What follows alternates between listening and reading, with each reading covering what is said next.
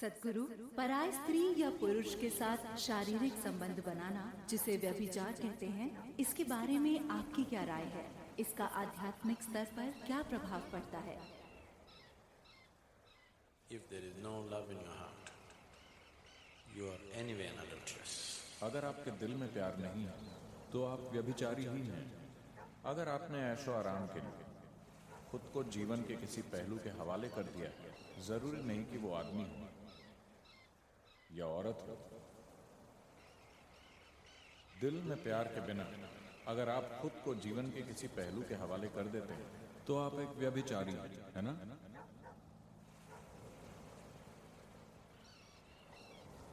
तो क्या मैं व्यभिचार के खिलाफ हूं?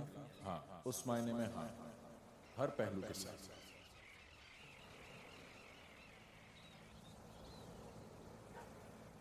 लेकिन अगर आप उस बारे में बात कर रहे हैं जिसे समाज व्यभिचार मानता है, तो ये उस व्यक्ति पर है और जो भी काम आप करते हैं उसका एक नतीजा होता है।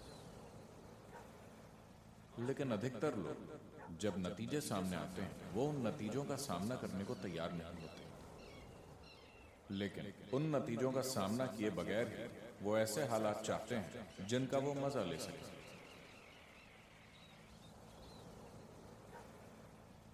फिर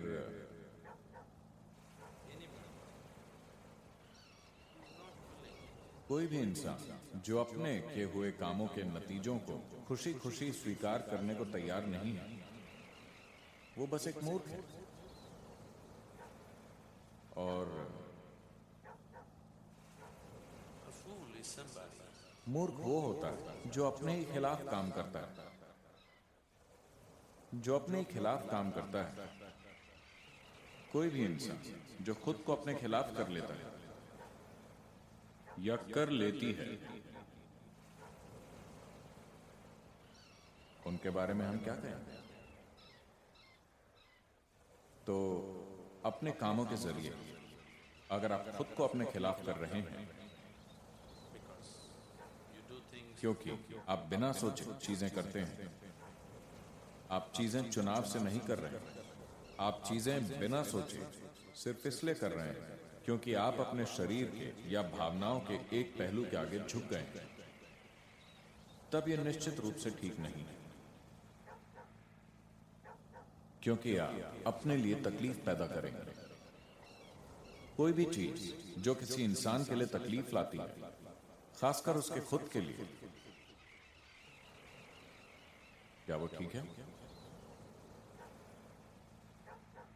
कोई इंसान जो खुद के लिए दुख और तकलीफ को न्योता देता है, वजह चाहे जो भी हो, उसका कोई तुक नहीं है। मैं किसी चीज के खिलाफ या पक्ष में नहीं, मैं चाहता हूं कि आप समझदारी से जिएं। जिसमें भी आपको सबसे ज्यादा समझदारी लगे, आपको वही करना चाहिए। क्या ये गलत है, क्या वो गलत है, मुद्दा ये नहीं। क्या आप अपना जीवन समझदारी से जी रहे हैं? सवाल बस यही है। or are you a slave of something? या क्या आप किसी चीज के गुलाम हैं और मेरी सहमति लेने की कोशिश कर रहे हैं अपनी किसी बेवकूफी के लिए?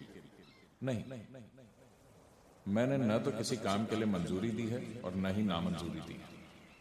As long जब तक आप उस बारे में समझदारी से बर्ताव कर रहे हैं जो आप कर रहे हैं। नासमझी भरा जीवन पाप है ना। अगर आप समझदारी से जीते इस तरह से कि ईश्वर भी आप पर गर्व करे, तो ठीक है। if you've just given into अगर आप बस झुक गए अपने शरीर के या भावनाओं के या मन के तरीकों के आगे और अपने ही खिलाफ काम कर रहे हैं, तो ये समझदारी नहीं है। तो ऐसी बेवकूफी, क्या ये गलत है? मैं ये भी नहीं कह रहा हूं कि ये गलत है, ये बस बहुत सीमित और बेवकूफी भरा है। मैंने अपने जीवन में कभी किसी चीज को सही या गलत नहीं कहा, लेकिन जो भी चीज सीमित या बेवकूफी की हो वो करने लायक नहीं है। तो मैं कहूंगा कि व्यभिचार करने लायक नहीं है। क्या यह सही है या गलत?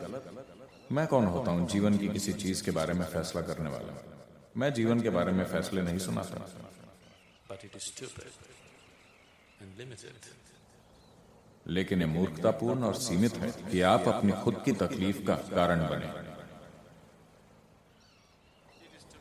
किसी ऐसी चीज के आगे झुक जाना मूर्खता और नासमझी है, जो आज सब कुछ लगती है और कल आपको बेवकूफ जैसा महसूस कराती है ना?